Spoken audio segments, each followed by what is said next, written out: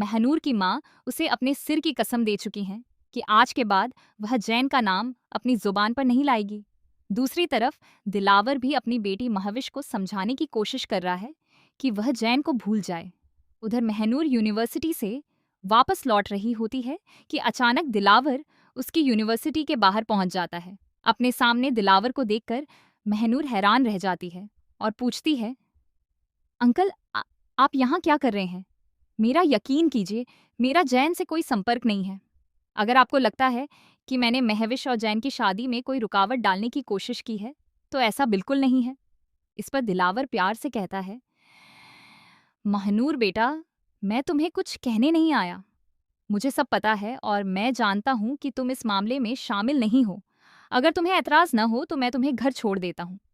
मुझे तुमसे कुछ जरूरी बात भी करनी है। महनूर चुप हो जाती है और फिर हामी भर देती है।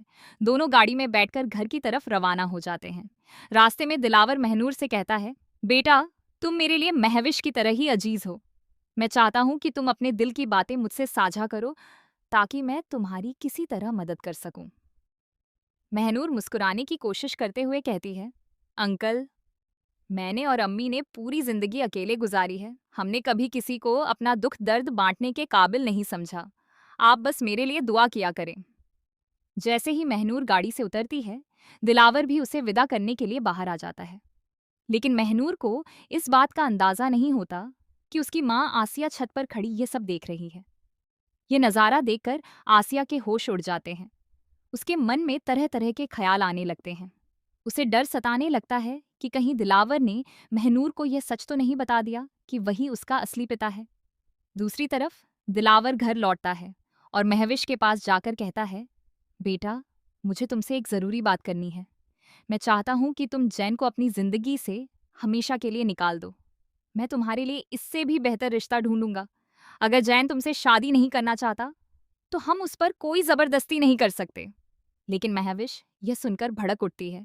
वह कहती है, डैड, ऐसा कभी नहीं होगा। अब तक मैं जैन को प्यार से अपना बनाने की कोशिश कर रही थी, लेकिन अगर वह प्यार से नहीं मानता तो मुझे अपना हक छीनना भी आता है। मैं जैन को किसी और का नहीं होने दूंगी। महविश की यह बात सुनकर दिलावर और ज्यादा परेशान हो जाता है, क्योंकि एक तरफ महाविश उसकी बेटी है और दूसरी तरफ महनूर भी उसी का खून है। उधर जैन अपना घर छोड़कर अलग रह रहा है। उसकी माँ ने फैसला कर लिया है कि अब वह उसे उसकी जायदाद का हिस्सा देकर हमेशा के लिए अलग कर देंगी। इसी वजह से वह अपने बेटे जफर से कहती हैं कि वकील को बुलाया जाए ताकि संपत्ति का बंटवारा किया जा सके। जब जफर यह बात जैन के दोस्तों अफरोज और मारिया को बताता है तो दोनों तुरंत जैन के पास पहुंचते हैं। वे उसे बताते हैं कि उसकी माँ उसे उसका हिस्सा देना चाहती हैं, लेकिन जैन साफ शब्दों में इनकार कर देता है और कहता है कि उसे किसी संपत्ति की जरूरत नहीं है। यह सुनकर मारिया को बहुत गुस्सा आता है। वह कहती है, जिस लड़की के लिए तुमने सब कुछ छोड़ दिया, उसने तुम्हें ठुकरा दिया है। फिर भी तुम अपनी माँ का दिया हुआ हक छोड़ने पर तुले हुए हो। तुम्हें घर जाकर अपनी अम्मी से माफी मांगनी चाहिए। लेकिन जैन अपनी जिद पर अड़ा रहता है।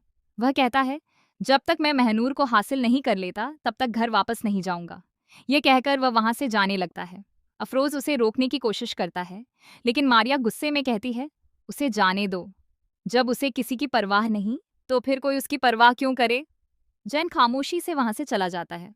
अब देखना यह दिलचस्प होगा कि क्या महनूर अपनी जिद छोड़कर जैन का साथ देगी या फिर दोनों की दूरियां और बढ़ जाएंगी। आपकी क्या राय है? हमें कमेंट करके जरूर बताइए।